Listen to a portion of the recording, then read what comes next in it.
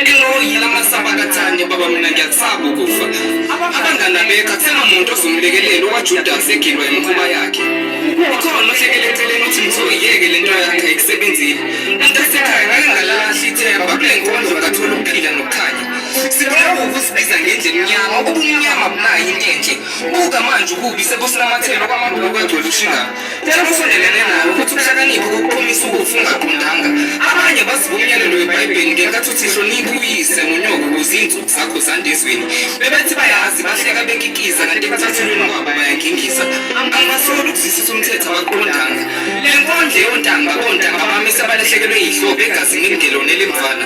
Ngike ngayihaye ebandleni ngizongenisa umfundisi ezushumayela. Ngayishiya phakathi nendawo wathi umephakama kwehlisa mbulo wathi umfana wami usungithuthe wonke amagama engingawasho. Bahambisile ivangeli leso isiprofethi qhubeka ngiyakudedela. Ababashila ngibabeka icala. Namhlanje inkanoko ngigwebudi likajele. Ngigwebudi likajele ngoba abantu abasha sebafa belandelana ukulwandle malugubha igagasi.